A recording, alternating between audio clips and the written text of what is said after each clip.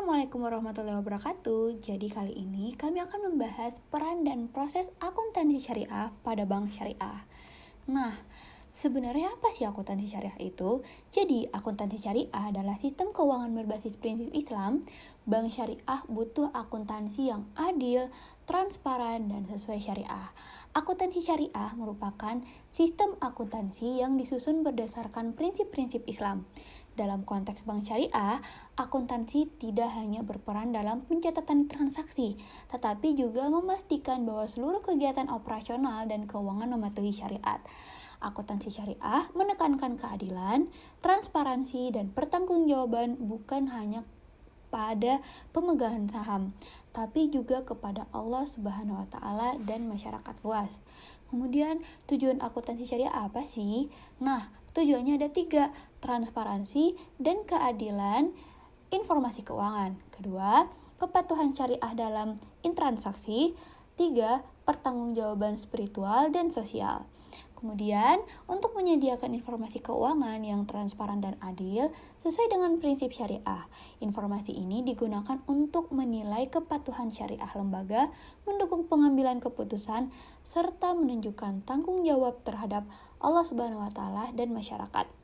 Berbeda dengan akuntansi konvensional yang fokus pada laba, akuntansi syariah juga memperhatikan aspek keberkahan dan dampak sosial. Apa sih peran akuntansi syariah di bank syariah? Yang pertama, menjamin kepatuhan syariah dengan mencatat semua transaksi berdasarkan akad syariah. Yang kedua, sebagai alat pengambilan keputusan.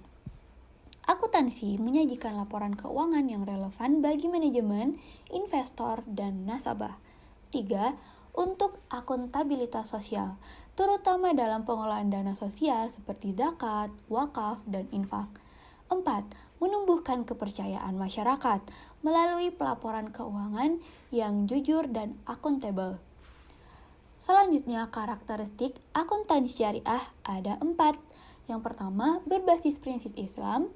2. Mementingkan keberkahan. 3. Transparan dan adil.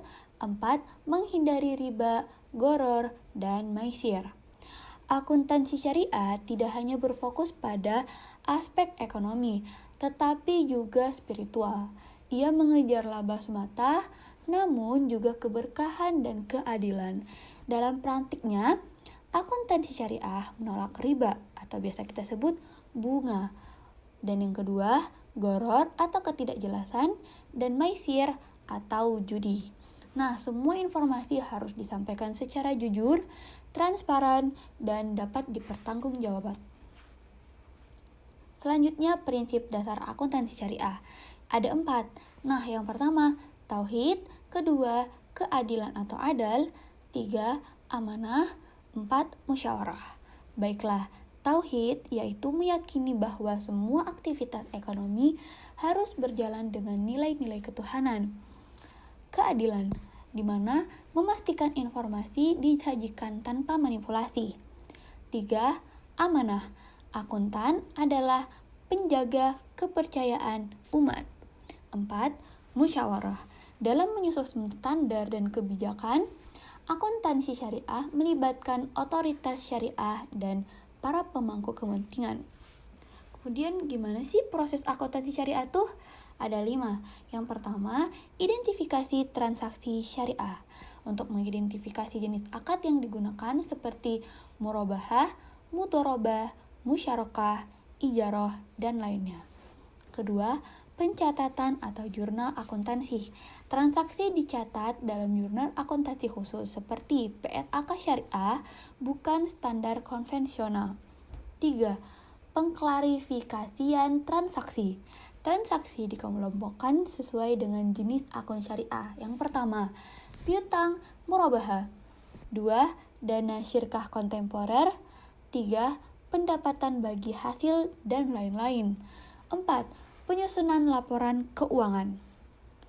Laporan meliputi posisi keuangan, laba rugi syariah, dana zakat, dan sosial arus kas, serta qalt atau catatan atas laporan keuangan.